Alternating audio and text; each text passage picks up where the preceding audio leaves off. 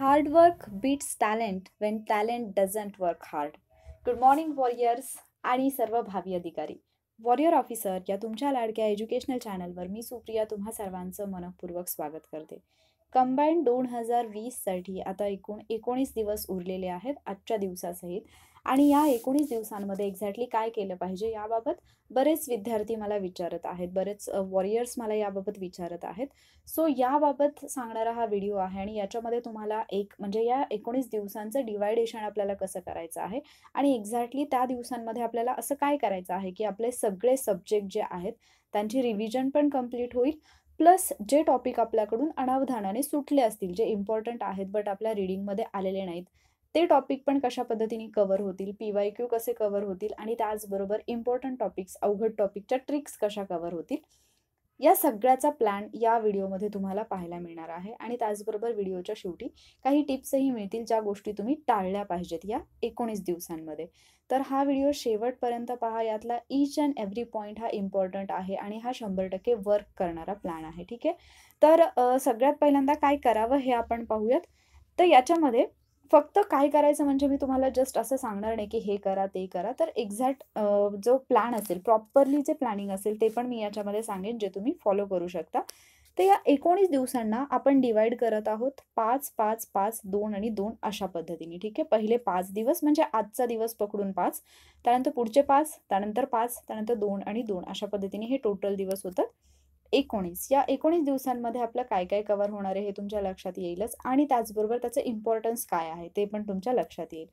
तर सगळ्यात पहिले 5 दिवस जे आहेत त्याच्यामध्ये आपल्याला काय करायचं आहे. आपल्याला सगळ्यात महत्त्वाचं टेन्शन काय असतं म्हणजे जरी तुम्हाला कोणी क्वेश्चन पेपरबद्दल सांगितलं किंवा मागील वर्षांच्या प्रश्नपत्रिका सांगितल्या तरी आपला मुद्दा हाच असतो किंवा माझं बरंच काही वाचायचं राहून जाते, राईट. तर याच्यामध्ये जे सब्जेक्ट आपल्याला वाटतं की आपले राहत आहेत किंवा काही टॉपिक राहत आहेत, तर त्याच्यासाठी बेस्ट वे हा आहे की तुम्ही subject wise question paper solve करा. त्याचं रिझन पण सांगते मी तुम्हाला. तुम्हाला काय करायचं, या 5 दिवसांमध्ये 5 subject wise question paper solve करायचे आहेत. तुम्ही म्हणाल 7 सब्जेक्ट आहेत, 5च कसे, तर कोणते 5 ते पण मी तुम्हाला सांगते. पहिला आहे हिस्ट्री, त्यानंतर जॉग्राफी, त्यानंतर पॉलिटी, त्यानंतर इको आणि सायन्स. या सब्जेक्टच्या टेस्ट तुम्हाला सॉल्व्ह करायच्या आहेत. याचा फायदा काय होतो म्हणजे कोणत्याही अकॅडमीच्या असतील, कोणत्याही टेस्ट सिरीज जरी असतील तरीसुद्धा त्या टेस्ट सिरीजमध्ये असेच घटक कव्हर करण्याचा प्रयत्न केलेला असतो ज्याच्यावरती क्वेश्चन्स विचारले जाऊ शकतील. म्हणजे ते कुणी जरी प्रिपेअर केले असतील, कोणत्याही अकॅडमीचे असतील तरी, अर्थात काही विद्यार्थी जरी असं म्हणत असतील की पैसे कमवण्यासाठी असेल, तरी एक मुद्दा तुमच्या लक्षात आला पाहिजे की या टेस्ट सिरीजमध्ये किंवा या लेक्चर्समध्ये किंवा जिथे कुठेही हे प्रश्न असतात किंवा जो कंटेंट तुमच्यापर्यंत पोहोचवला जातो तो रेफरन्स बुकमधूनच पोहोचवला जातो. म्हणजे जरी मी पोहोचवत असेल किंवा दुसरं कोणी पोहोचवत असेल, आम्ही हा कंटेंट कुठून आणतो तुमच्यापर्यंत? रेफरन्स बुकमधून. तसं पाहिलं तर पेपरमध्ये येणारे जे प्रश्न आहेत ते पॉलिटीचे प्रश्न आपल्याला माहिती आहे की रंजन कोळंबे किंवा M लक्ष्मीकांत या 2 बुक्समधून येतात. म्हणजे अर्थात याचं क्रेडिट तर त्या लोकांनीच घेतलं पाहिजे की आमच्या पुस्तकातून प्रश्न आला, बट ते असं बोलत नाहीत, राईट. पण हे आपण थोडंसं उलट पाहतो की यूट्यूबवरती वगैरे आम्ही जे लेक्चर्स तुमच्यापर्यंत घेऊन येतो त्या लेक्चर्समध्ये तोच कंटेंट असतो जो तुम्ही वाचत असता. फरक फक्त इतका असतो की तुम्ही स्वतः वाचणं आणि आम्ही ते तुम्हाला एक्सप्लेन करून सांगणं, याच्यातून तुमच्या अंडरस्टँडिंगमध्ये जो काही फरक पडतो त्याच्यावरती हे बोललं जातं की आम्ही जे सांगितलं त्याच्यातून प्रश्न आले. तर हा मुद्दा नाहीच आहे की प्रश्न कुठून येतात किंवा कुठून नाही. मुद्दा हा आहे की प्रश्न कुठून यायचे तिथूनच ते येणार आहेत, पण बरोबर तो कंटेंट आपल्याला कव्हर करता येतोय का.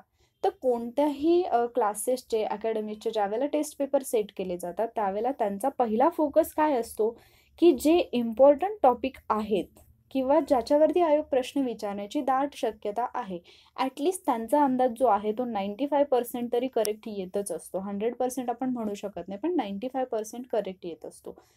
तर अशा पद्धतीनेच ते टेस्ट ज्या आहेत ते प्रिपेअर करत असतात. सो इथे कोणाला श्रेय देण्याचं म्हणजे विषय येत नाही. पण आपला जर तेवढा कंटेंट कव्हर होत असेल तर आपल्याला घ्यायला काय हरकत आहे त्याच्यातून. मग त्या पेडच असल्या पाहिजेत असं नाही. खूप सगळ्या फ्री टेस्ट सिरीज आहेत ज्या टेलिग्राम चॅनल्सवरती तुम्हाला अवेलेबल होतील. त्याच्यातून तुम्हाला काय होईल, हे जे 5 सब्जेक्ट मी आता तुम्हाला सांगितले, हिस्ट्री, त्यानंतर जॉग्राफी, त्यानंतर पॉलिटी, इको आणि सायन्स, तर याच्यातले किमान जे इम्पॉर्टंट टॉपिक आहेत ते तुमचे कव्हर होतील. कसे कव्हर होतील, तुम्ही या टेस्ट सॉल्व्ह कराल, त्या टेस्टमध्ये जे क्वेश्चन आलेले आहेत ते क्वेश्चन्स तर तुमच्या नजरेखालून जातीलच, पण त्या क्वेश्चन्सचं ज्यावेळेला तुम्ही ॲनालिसिस कराल तेव्हा त्या टॉपिकला, म्हणजे फॉर एक्झाम्पल हिस्ट्रीची टेस्ट तुम्ही घेतली आणि तिथे एखादा प्रश्न जो आहे तो राष्ट्रीय सभेच्या अधिवेशनाशी रिलेटेड आहे. एक प्रश्न आला तर अर्थात तुम्ही त्याच्या आजूबाजूची माहिती लिहिणार, म्हणजे राष्ट्रीय सभेची स्थापना असेल, स्थापनेमध्ये सहभागी असणारे लोक असतील किंवा त्याचबरोबर इतर महत्त्वाची अधिवेशनं जी आहेत, तर ते टॉपिक तुम्ही ॲटोमॅटिकली तिथे कंप्लीट करत असता. म्हणजे नकळतपणे तुमचं हिस्ट्रीच्या महत्त्वाच्या जे टॉपिक आहेत त्यांचे रिव्हिजन इथे कंप्लीट होणार आहे. इथे लक्षात. जॉग्राफीमध्ये सेम होईल. तुम्ही एखादा प्रश्न बघितला जो की समजा महाराष्ट्राच्या प्राकृतिक रचनेवरती आहे, तर तुम्ही ते ॲनालिसिस करणार, तिथे तुमची रिव्हिजन होणार आहे. नदी प्रणालीवरती आला, त्याचं तुम्ही एक्स्ट्राची माहिती लिहाल, तिथे तुमचं रिव्हिजन होणार आहे. अशा पद्धतीने जर तुम्ही 5 सब्जेक्ट वाईज टेस्ट सोडवल्या तर त्याचा तुम्हाला डेफिनेटली फायदा होणार आहे. ठीक आहे. आणि या 5 सब्जेक्ट म्हणजे 5 दिवसांमध्ये 5 टेस्ट सोडवायच्या आणि त्याचं ॲनालिसिस करायचं. याचा फायदा हा होईल की तुमचा प्रत्येक सब्जेक्टमधल्या इम्पॉर्टंट टॉपिकला तुम्ही टच करून याल. म्हणजे तुम्ही आत्तापर्यंत जे वाचलेलं आहे ते तुम्हाला किती आठवते हे पण तुमच्या लक्षात येईल, किंवा याच्यातून जे काही तुमचं वाचायचं राहून गेले, मे बी वाचलं आहे तुम्ही पण त्याची रिव्हिजन झालेली नाही आहे, म्हणून ते तुम्हाला जर टेस्ट सोडवताना नाही आठवलं तर असे मुद्दे तुम्हाला लगेच बाजूला नोट डाऊन करून ठेवायचे आहेत. म्हणजे असे काही मुद्दे असतात जे तुम्ही वाचलेत ऑलरेडी, त्याच्यावरचा क्वेश्चन आलाय पण त्याचं आन्सर तुम्हाला आलं नाही, तर तो पॉईंट तुम्ही काय करायचं, लगेच एका बाजूला नोट डाऊन करून ठेवायचा. ठीक आहे. अशा पद्धतीने 5 दिवसांमध्ये 5 सब्जेक्टला तुमचं कम्प्लिटली टच होईल. 5 सब्जेक्ट तुमच्या नजरेखालून जातील आणि कॉन्फिडन्स येईल की हा, या प्रत्येक सब्जेक्टबाबत मी काहीतरी वाचलेलं आहे. जरी 100% वाचलेलं नसेल तरी एका टेस्टमधून तुमचा 60 ते 70% सिलेबस म्हणण्यापेक्षा 60 ते 70% इम्पॉर्टंट टॉपिक जे आहेत ते कव्हर होतात. ठीक आहे. सो तो एक तुमच्या म्हणजे डोक्यामध्ये एक फिट होऊन जाईल की माझा एवढा अभ्यास तरी झालेला आहे. त्यानंतरचे 5 दिवस तुम्हाला काय करायचं आहे, 2013 ते 2019, फारच जर तुम्हाला टफ जात असेल तर 2014 ते 2019 पर्यंतचे जे आयोगाच्या प्रश्नपत्रिका आहेत त्यांची रिव्हिजन कंप्लीट करायची. ठीक आहे. म्हणजे जे ॲनालिसिस तुम्ही ऑलरेडी केलेला आहे, जे पेपर्स तुम्ही ऑलरेडी सोडवलेत 2013 ते 19, कारण हे मी फार पूर्वी तुम्हाला सांगितलेलं आहे, तर ते तुम्ही सोडवून ॲनालिसिस केलेलं आहे ऑलरेडी, त्याची रिव्हिजन पुढच्या 5 दिवसांमध्ये, आणि 5 दिवस मोर दॅन इनफ आहेत याच्या रिव्हिजनसाठी. लक्षात आलं. मग इकडे तुमचे 5 सब्जेक्ट वाईज क्वेश्चन पेपर सोडवून झाले, त्याच्यातून तुमचे इम्पॉर्टंट टॉपिक रिवाईज झाले, प्लस तुम्ही आयोगाच्या पेपर्सचं पण ॲनालिसिस केलेलं आहे, ते पण तुम्ही रिवाईज करताय. याचा अर्थ आयोगाने ज्याच्यावरती प्रश्न विचारले ते टॉपिक पण, आणि ज्यावेळेला तुम्ही ह्या दोन्ही गोष्टी कराल ना, तुमच्या लगेच लक्षात येईल की आत्तापर्यंत आयोगाने विचारलेले प्रश्न आणि टेस्ट सिरीजमधले प्रश्न किंवा येणारे प्रश्न एक्झाममध्ये, याच्यामध्ये खूप गोष्टी सिमिलर असतात. तुम्ही म्हणजे जसं मी काल पण तुम्हाला कालच्या लेक्चरमध्ये सांगितलं, खूप जास्त प्रश्न जे असतात ते ॲनालिसिसमधून तुमचे कव्हर होणार आहेत. लक्षात आलं. सो या 10 दिवसांचं नियोजन तुमच्या लक्षात आलं. आता हे करत असतानाच जसं मी आत्ता सांगितलं तुम्हाला की याच्यातून जे कोणते असे पॉईंट्स आहेत, जे कोणते असे टॉपिक्स आहेत जे तुमचे राहून गेलेत किंवा सुटलेत असं वाटतं, ते तुम्ही काय करणार आहात, नोट डाऊन करून ठेवणार आहात. आणि हे नोट डाऊन केलेले कधी करायचे ते पण मी तुम्हाला सांगते, पण हे नोट डाऊन करायला विसरायचं नाही. म्हणजे फॉर एक्झाम्पल तुम्ही क्वेश्चन पेपर घेतलात, सॉल्व करताना मे बी व तो प्रिव्हियस इयर असेल किंवा सब्जेक्ट वाईज असेल, तो सॉल्व करताना तुमच्या लक्षात आलं की इकॉनॉमिक्समधला पर्टिक्युलर एक टॉपिक आहे ज्याच्यावरती मला दोन्हीकडे प्रश्न दिसलेत, मी हा वाचलाय पण रिवाईज नाही केला, मला आठवत नाहीये, तर तो लिहून ठेवा. हे करत असतानाच या 10 दिवसांमध्ये डेली तुम्हाला 2 सब्जेक्टसाठी किमान 1-1 तास वेळ द्यायचा आहे. तो म्हणजे करंट अफेअर्स आणि मॅथ्स रिजनिंग. करंट अफेअर्सला 1 तास, मॅथ्स रिजनिंगला 1 तास, हे तुम्हाला द्यायचंच आहे दिवसातून. मग तो तुम्ही कधीचाही वेळ द्या, पण तो वेळ तुम्हाला ॲडजस्ट करायचाच आहे. ठीक आहे. करंट अफेअर्स पण तुम्ही मग इथे जे आत्तापर्यंत केलेले आहेत ते व्यवस्थित, राज्यसेवेसाठी जर तुम्ही केले असतील तर ते तुमची रिव्हिजन ऑलरेडी राज्यसेवेसाठी झालेली आहे, जे उरलेले आहेत ते तुम्ही या कालावधीमध्ये करू शकता. मॅथ्स रिजनिंगच्या बाबतीत जे आयोगाने विचारलेले प्रश्न आहेत त्या टाईपच्या क्वेश्चन्सचा तुम्हाला काय करायचं आहे, सराव करायचा आहे. मग इथे तुम्ही फक्त एकाच वर्षाची उदाहरणं घ्याल 2019ची आणि त्याच टाईपचे करत बसाल आणि परत म्हणाल की वेगळेच उदाहरणं आली, तर असं करू नका.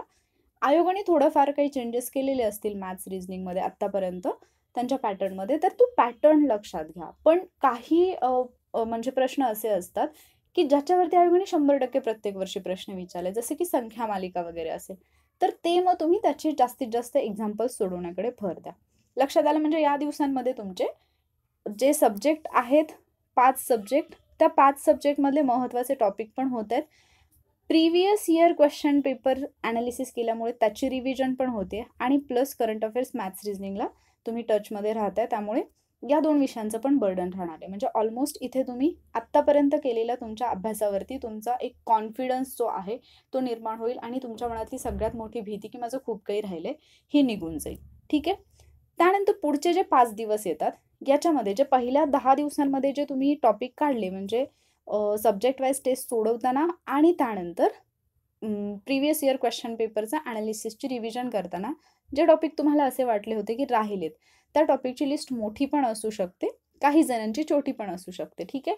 तर हे जे टॉपिक तुम्ही लिहून काढले ते सगळे टॉपिक तुम्हाला काय करायचं आहे, कंप्लीट करायचे किंवा ज्या टॉपिकची रिव्हिजन झाली आहे पण त्याच्यावरती वारंवार प्रश्न आलेत आणि थोडंफार तुम्हाला वाटतं की नाही हे अजून माझं थोडं वीक आहे, तर ती रिव्हिजन या 5 दिवसांमध्ये कंप्लीट करायची. आणि जेव्हा तुम्ही ते टॉपिक नोट डाऊन करताना ते व्यवस्थित एका पेजवरती नोट डाऊन करून ठेवा, म्हणजे पुढच्या 5 दिवसांमध्ये जेव्हा तुम्ही ते टॉपिक कव्हर करणार आहात तेव्हा तुम्ही प्रत्येक टॉपिकला टिक करत जाल.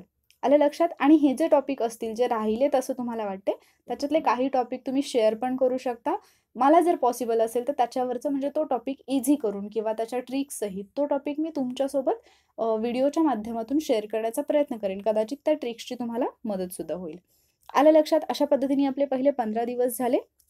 आपण काय काय केलेलं आहे, सब्जेक्ट वाईज 5 क्वेश्चन पेपर आणि PYQ केलेले आहेत, त्याची रिव्हिजन केलेली आहे आणि डेली करंट अफेअर्स आणि मॅथ्स रिझनिंग करतोय. पुढच्या 5 दिवसात राहिलेले टॉपिक केले, म्हणजे इथे एक पॉईंट असा येईल की आता तुम्हाला असं वाटेल की आमचं झालं, म्हणजे जेवढा काही अभ्यास केला होता तो झालाय. अर्थात हा जर तुम्ही आत्तापर्यंत अभ्यास केला असेल तर हा पॅटर्न तुम्हाला लागू होतो. पण तुम्ही आत्तापर्यंत अभ्यासच नाही केला आणि सडनली तुम्ही आज जर लेक्चर पाहताय आणि 15 दिवसात मी कंबाईंड क्वालिफाय होईन, तर तसं होत नसतं. ते तुमचा आत्तापर्यंतचा अभ्यास किती आहे त्याच्यावरती या सगळ्या गोष्टी डिपेंड आहेत. ठीक आहे. आता उरतात शेवटचे 4 दिवस. याच्यामधले जे पहिले 2 दिवस आहेत त्याच्यामध्ये सब्जेक्ट वाईज ज्या टेस्ट तुम्ही सोडवलेल्या आहेत, 30 डेज चॅलेंजमध्ये जे स्टुडंट आहेत त्यांच्या प्रत्येकी सब्जेक्ट वाईज 2-2 टेस्ट झालेल्या आहेत. म्हणजे बॅच 1च्या 2 टेस्ट होत आहेत. बॅच 2च्या ज्या आहेत त्या 1-1 टेस्ट होत आहेत. कदाचित त्या होऊन जातील शेवटच्या 2 दिवसापर्यंत त्यांच्या प्रत्येक सब्जेक्टच्या 2 टेस्ट होऊन जातात. तर मग या ज्या सब्जेक्ट वाईज टेस्ट आहेत तुमच्या आत्तापर्यंत गेलेल्या, त्या टेस्टचं जे तुम्ही ॲनालिसिस केलेलं आहे ते एकदा रीड करायचं. त्याचं रिव्हिजन म्हणजे त्या ॲनालिसिसची रिव्हिजन करायची. त्यामुळे जसं तुमचं प्रिव्हियस इयर क्वेश्चन पेपरची रिव्हिजन करण्यातून जसं तुमचा कंटेंट कव्हर होतो, तसाच महत्त्वाचे मुद्दे तुमचे, कारण सब्जेक्ट वाईज टेस्टमध्ये तुमचा 60 ते 70% कंटेंट इझिली कव्हर होत असतो. ठीक आहे. त्यामुळे त्याची रिव्हिजन करायची. सो जरी त्यातला एखादा मुद्दा तुमचा या 5 दिवसांमध्ये, पुढच्या 10 दिवसांमध्ये जरी विसरून गेला असेल, तरी तो या 2 दिवसांमध्ये परत एकदा परफेक्ट होतोय. ठीक आहे. आणि मग उरतात शेवटचे 2 दिवस जे एक्झामच्या अगोदरचे आहेत. आता या एक्झामच्या अगोदरच्या 2 दिवसांमध्ये बिलकुल असं मोठंच्या मोठं ओझं घेऊन बसायचं नाही डोक्यावरती, की माझं हे राहिलंय, ते राहिलंय, मी हे करेन, ते करेन. बिलकुल नाही. जेवढं तुमचं इथंपर्यंत झालं ना, तिथंपर्यंत सगळं काही सोडून द्यायचं आणि एवढ्या अभ्यासावरती मी पास होईन हा विश्वास स्वतःवरती ठेवायचा आणि उरलेल्या 2 दिवसांमध्ये जेवढे पण टॉपिक महत्त्वाचे असतात, अवघड असतात आणि त्यांचे ट्रिक्स तुम्ही बनवलेले असतात. म्हणजे बरेच जण तर ट्रिकसाठी एक सेपरेट अशी नोटबुक पण हे करतात, कॅरी करतात. तर ही जी नोटबुक आहे तुमची किंवा ज्या पण ट्रिक्स आहेत, ज्या आपल्याला विसरल्या जाण्याची पण शक्यता असते. काही ट्रिक्स या थोड्याफार अवघड असतात, काही ट्रिक्स खूप ईझी असतात, ज्या इझिली लक्षात राहतात. या सगळ्या ट्रिक्सची रिव्हिजन तुम्हाला करायची आहे. ठीक आहे. आणि या 2 दिवसांमध्ये थोडंसं चिल आउट करायचं, म्हणजे फार बर्डन नाही घ्यायचं, सारखंच पुस्तक घेऊन नाही बसायचं. उठता बसता जाता येता ट्रिक्स रिवाईज करायच्यात. जेवढं रिलॅक्स राहता येईल तेवढं रिलॅक्स राहायचं. कारण जास्त ब्रेनला तुम्ही ताण दिलात तर जे तुम्ही केलंय ते पण तुम्ही विसरून जाण्याची दाट शक्यता असते. समजतंय? सो अशा पद्धतीने आपण 19 दिवस कव्हर केले. याच्यातून काय काय कव्हर होतं मी ही एकदा परत तुम्हाला सांगते.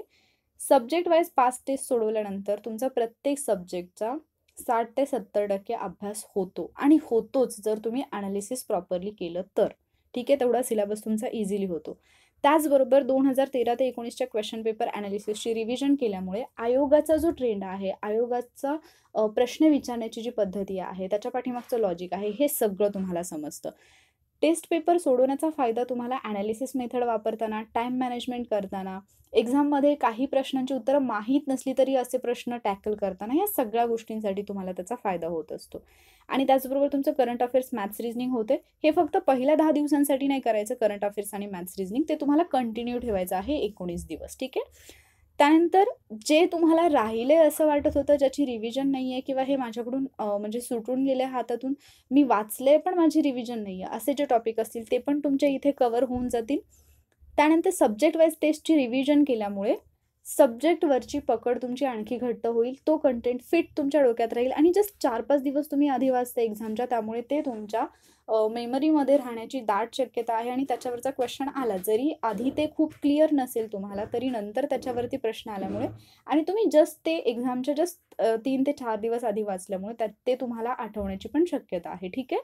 आणि शेवटच्या 2 दिवसांमध्ये जेवढ्या पण ट्रिक्स आहेत त्याची रिव्हिजन करा. नवीन कंटेंट काहीही वाचू नका. एवढं केलं ना, आत्तापर्यंत केलेल्या सगळ्या अभ्यासाची रिव्हिजन पण होईल तुमची, प्लस एक कॉन्फिडन्स येईल तुम्हाला की मी 100% पास होईन, माझं खूप काही वाचायचं राहिले असं तुम्हाला अजिबात वाटणार नाही. झालेला अभ्यास, त्याची रिव्हिजन आणि त्याच्यातून आलेला आत्मविश्वास तुम्हाला एक्झाम क्वालिफाय होण्यासाठी 100% मदत करेल. ठीक आहे. आता सगळं काही करायचं हे सांगितलं, पण त्याचबरोबर काही मुद्दे आहेत जे तुम्ही अजिबात नाही करायला पाहिजे. कारण ह्या गोष्टी आपला आत्तापर्यंत केलेला अभ्यास विसरण्यासाठी आणि एक्झाम हॉलमध्ये आपल्याला कन्फ्युजनमध्ये टाकण्यासाठी खूप जास्त कारणीभूत असतात. नवीन काहीही वाचायचं नाही. नवीन इन द सेन्स, तुम्ही आत्तापर्यंत हिस्ट्रीसाठी एका ठराविक पब्लिकेशनचं बुक वाचले आणि कोणीतरी सांगितलं की अरे नाही, या प्रकाशनाचे नाही त्या प्रकाशनांमधून प्रश्न येतात, आपण लगेच आपलं पुस्तक सोडतो आणि नवीन घेतो. अजिबात आत्तापर्यंत जे वाचले ते सोडून नवीन कोणतंही बुक वाचायला घ्यायचं नाही. रिव्हिजनसाठी नवीन कोणतंही बुक घ्यायचं नाही. हे कटाक्षाने लक्षात ठेवा. ठीक आहे. दुसरा मुद्दा, अफवांवर विश्वास ठेवू नका. याच्यामध्ये सगळ्याच प्रकारच्या अफवा येतात. म्हणजे एक्झाम पुढे ढकलली जाईल पासून ते एक्झाममध्ये आलेले प्रश्न आयोग कसा नवीनच ठिकाणावरून विचारतो, इथंपर्यंत सगळ्या गोष्टी. काही जण, म्हणजे मी ॲक्च्युली वाचते मुलांचे डिस्कशन्स म्हणून मी हे सांगते. तर कधी-कधी असं होतं की एखाद्याचा ओपिनियन ऐकल्यानंतर आपल्या डोक्यामध्ये पण तसाच एक माइंडसेट बनायला लागतो. तर असं अजिबात करू नका. तुम्ही आत्तापर्यंत केलेल्या अभ्यासावरती ठाम राहा. आणि इतर कोणीतरी सांगते म्हणून मग माझा अभ्यास सगळा कसा चुकीचा आहे, स्वतःला उगीचच चुकीचं ठरवण्याच्या मागे लागू नका. स्वतःची फरफट स्वतःच करून घेऊ नका. आणि इतरही जे काही फालतू, जर तुम्हाला एखाद्या गोष्टीबाबत डाऊट वाटला, आपला टेलिग्राम चॅनल आहे, तिथे तुम्ही विचारू शकता. तिथे मी 100% प्रयत्न करेन माझ्या परीने, कारण खूप सगळे मेसेजेस येतात. सो मला प्रत्येकाला रिप्लाय देणं पॉसिबल नसतं. बट त्यातून माझ्या नजरेत जे कुठले मेसेजेस येतील त्यांना मी रिप्लाय देतच असते. ठीक आहे. त्यानंतर खूप काही वाचायचं राहिलंय म्हणून तुम्ही टेन्शन पण घेऊ नका. कारण जे मी आत्ता तुम्हाला सांगितलं 90 डेजमध्ये काय करायचं, एवढं केलंत ना तुम्ही, तर तुमचं सगळं काही वाचून झालंय असं तुम्हाला फील येईल. आणि नक्कीच त्याच्यामध्ये सगळे इम्पॉर्टंट टॉपिक हे कव्हर होत असतात. हां, आणखी एक पॉईंट हा आहे की काही जणांना हा प्रश्न असेल की आता आम्ही सब्जेक्ट वाईज टेस्ट पेपर कुठून मिळवणार. जर तुम्हाला हव्या असतील तर आपला जो टेलिग्राम चॅनल आहे, warrior officer MPSC group, Telegram group जो आहे तिथे तुम्ही जॉईन व्हा. जर तुम्हाला हवे असतील तर तसं कमेंटमध्ये मेन्शन करा, मी ते तिथे सेंड करेन सब्जेक्ट वाईज. म्हणजे at least history, geography, polity, economics आणि सायन्स हे मी तिथे सेंड करण्याचा प्रयत्न करेन. तर दुसऱ्या अकॅडमीच्या आहेत त्या टेस्ट, बट माझ्याकडे आहेत अवेलेबल, तर त्या मी तुमच्यापर्यंत पोहोचवेन. तुम्ही त्या सॉल्व करू शकता. ठीक आहे. सब्जेक्ट वाईज टेस्ट, आणि मग तिथून तुमचं कव्हर होऊ शकतं. पण तुम्हाला हवे असतील तर तसं मेन्शन करा. मी ऑलरेडी 30 डेज चॅलेंज बॅचमधल्या स्टुडंट्सना ते अवेलेबल करून दिलेत. सो तुम्ही ग्रुपला जॉईन होऊ शकता. ग्रुपची लिंक पण मी डिस्क्रिप्शनमध्ये देईन व्हिडिओच्या. ठीक आहे. आणि त्यानंतर पुढचा एक मुद्दा येतो काय करू नयेमध्ये, तो म्हणजे निगेटिव्ह लोक आणि निगेटिव्हिटीकडे घेऊन जाणारी लोक, याच्यापासून दूर राहा. निगेटिव्ह लोक म्हणजे कोण असतात माहिती आहे, जे कायमस्वरूपी निगेटिव्ह बोलत असतात. फॉर एक्झाम्पल, आता कालचाच पेपर झाल्यानंतर तुम्ही पाहिलं असेल, आम्ही लोक तुमच्यापर्यंत काही कंटेंट घेऊन येत असतो. म्हणजे मी असेल किंवा इतर काही चालवणारे यूट्यूब चॅनलवाले लोक असतील, टेलिग्राम चॅनलवाले लोक असतील, त्यांचा हेतू तुम्हाला फक्त असं वाटतं की पैसा कमवणं आहे. पैसा कमवण्याचे खूप जास्त मार्ग अवेलेबल असतात. कारण ज्यांच्याकडे स्किल आहे ते कुठूनही कसाही पैसा कमवतात. ठीक आहे. सो फक्त तुम्हाला फसवायचं आणि तुम्हाला फसवून आमचा काहीच फायदा होणार नसतो, मेन मुद्दा. त्यामुळे तुम्हाला चांगलं काहीतरी सांगितलं तरी आम्हाला पैसे मिळणार आहेत, तुम्हाला वाईट सांगितलं तरी मिळणार आहेत. सो चांगलं सांगून का नाही मिळवायचे, हा एक मुद्दा येतो. प्रत्येक यूट्यूबवाले जेवढे पण एज्युकेशनल चॅनल्स आहेत, ॲटलिस्ट जेवढे मला म्हणजे माझ्या ऑब्झर्वेशनमध्ये आहेत, ते जीव तोडून तुम्हाला सांगायचा प्रयत्न करत असतात, की तुम्ही हे करा, हे करू नका. आणि ते जे सांगतात ते त्यांच्या एक्सपिरियन्सवरून सांगत असतात, ठीक आहे. आणि त्यांच्या सांगण्याचा फायदासुद्धा होत असतो. म्हणूनच पाहता. पण शेवटी हे तुमच्यावरती म्हणजे अवलंबून आहे ना, की तुम्हाला पाहायचंय की नाही पाहायचंय, ते तुमचं तुम्ही डिसाईड करायला पाहिजे. उगीचच स्वतः पाहायचं आणि नंतर दुसऱ्याला ब्लेम करायचं, हे चुकीचं आहे. स्वतःवरती कंट्रोल ठेवा आणि असं बोलून बाकीच्या लोकांचा पण खूप जास्त वेळ जातो. कारण मग बाकीचे पण नकळत त्याच्यामध्ये इन्व्हॉल्व होतात. किंवा मग आयोगाच्या बाबतीत निगेटिव्ह बोलणं, क्वेश्चन पेपरच्या बाबतीत निगेटिव्ह बोलणं, या सगळ्या गोष्टी करणाऱ्या लोकांपासून दूर राहा. आणि जे लोकं स्वतः तुम्हाला निगेटिव्हिटीकडे घेऊन जाऊ शकतात, जसे तुमच्या आजूबाजूला काही लोक असतील, जे तुमचे फ्रेंड्ससुद्धा असू शकतात बऱ्याचदा. तुमच्या अभ्यासावरती डाऊट घेणं, तुमची जी पात्रता आहे त्याच्यावरती डाऊट घेणं, हे तुला जमणार नाही म्हटणं किंवा तू जे आत्तापर्यंत केले ते कसं चुकीचं आहे आणि हे काय आयोग विचारतच नाही, वगैरे, वगैरे बोलणारे जे लोक आहेत, त्यांच्यापासून दूर राहा. स्वतःवरती विश्वास ठेवा. जगामध्ये आपण शहाणे आहोत असं समजून राहा. फक्त ते दाखवू नका लोकांना, नाहीतर तुम्ही ते वेगळ्या अँगलनी पण घेऊ नका, ठीक आहे? शांत राहा. जेवढ्या गोष्टी तुम्हाला या 19 दिवसांमध्ये डिस्टर्ब करू शकतात, जेवढ्या गोष्टी तुम्हाला अभ्यासापासून दूर नेऊ शकतात, जेवढ्या गोष्टी तुमची मानसिकता बिघडवू शकतात, या सगळ्या गोष्टींपासून तुम्हाला दूर राहायचं आहे या 19 दिवसांमध्ये. 19 म्हणजे अर्थात 20 दिवसांमध्ये. ज्या दिवशी तुमचा पेपर होतोय, त्या दिवशी पेपरमधून बाहेर आल्यानंतर जे काही करायचं ते करा. पण तोपर्यंत शांत राहायचंय, स्वतःवरती विश्वास ठेवायचा आहे, स्वतःच्या अभ्यासावरती विश्वास ठेवायचा आहे. जर तुम्ही ईश्वराला मानत असाल, परमेश्वराला मानत असाल, तर त्याच्यावरती एक जी तुमची श्रद्धा असेल, त्याच्यावरती विश्वास ठेवायचा आहे आणि या सगळ्याला सामोरं जायचं आहे. आत्ता जे मी तुम्हाला सांगितलं 5, 5, 5, 2, 2 हा जो प्लॅन मी सांगितला, हा जर तुम्ही प्रॉपरली फॉलो केलात, आत्तापर्यंतचा तुमचा अभ्यास असेल आणि हे जर तुम्ही आत्ता जे काही सांगितले ते जर फॉलो केलं, तर 100% तुम्ही 11 एप्रिलला एक्झाम हॉलमधून बाहेर पडताना एक आत्मविश्वास, एक समाधान आणि एक आनंद घेऊन बाहेर पडाल. आणि लगेच तुम्ही 11 तारखेलाच मे बी संध्याकाळपर्यंत तुम्ही मेसेज करून मला बोलाल, की मॅम मेन्ससाठी काय आहे सांगा आणि मेन्सची तयारी कशी करायची? कारण तुम्ही आन्सर कीची सुद्धा वाट पाहणार नाही. ठीक आहे? आणि तो विश्वास, ते समाधान, तो आनंद मला तुमच्या चेहऱ्यावर पाहायचा आहे. म्हणून आजचं हे सेशन होतं. प्लीज हे व्यवस्थित फॉलो करा. मला काही गरज नाही आहे एवढं जीव तोडून तुम्हाला सांगायची, पण मला माहिती आहे की याचा तुम्हाला फायदा होईल म्हणून मी हे तुम्हाला वारंवार सांगते. हे फक्त व्यवस्थित फॉलो करा. जे कोण लोकं आत्ता म्हणजे व्हिडिओच्या खाली असं म्हणतील, की मॅडम तुम्ही 100% म्हणताय, असं होत नसेल, तसं होत नाही, त्यांना हात जोडून विनंती आहे, तुम्ही फॉलोही करू नका, तुम्ही व्हिडिओही पाहू नका आणि स्वतःचाही वेळ वाया घालवू नका. बट ज्यांनी आत्तापर्यंत पाहिले 30 डेज चॅलेंजमध्ये आणि 30 डेज चॅलेंजमध्ये नसणारे काही स्टुडंट आहेत, जे मला रेग्युलरली त्यांची प्रोग्रेस सांगत असतात. तर त्या सगळ्यांनी हा एक्सपिरियन्स घेतलेला आहे, की काय फरक पडतो आणि काय पडत नाही. त्यामुळे प्लीज आत्तापर्यंत जे केले ना, ती चैन तुटू देऊ नका. त्याच्यामध्ये खरंच काहीही नवीन काहीतरी करण्याचा प्रयत्न, काहीतरी विचित्र गोष्टी करण्याचा प्रयत्न करू नका. जे तुमचं चालू आहे ते सगळं व्यवस्थित चालू आहे. फक्त चुकत जर असाल आत्तापर्यंत काही, तर ते नक्की सुधारण्याचा प्रयत्न करा, ठीक आहे? तर थोडं लेंदी झालं लेक्चर, पण याची गरज होती. कारण या लेक्चरमधून बऱ्याचशा गोष्टी ज्या आहेत त्या तुम्हाला येणाऱ्या एक्झामसाठी हेल्पफुल ठरणार आहेत, ठीक आहे? सो अशा प्रकारे हा जो मी आज तुम्हाला सांगितलेला प्लॅन आहे 5, 5, 5, 2, 2चा, हा फॉलो करा आणि 100% तुम्हाला येणाऱ्या एक्झाममध्ये याचा फायदा होईल. आत्तापर्यंत केलेल्या अभ्यासाचा तुम्हाला सगळं काही आठवेल, तुमची रिव्हिजन पण होईल आणि एक मेन की माझं हे राहिलं, ते राहिलं, ते राहिलं किंवा एक्झाम जवळ येईल तशी भीती जी वाढतीये ना, ती अजिबात होणार नाही. ती भीती वाटणार नाही तुम्हाला, ठीक आहे? सो या व्हिडिओमध्ये एवढंच सांगायचं होतं.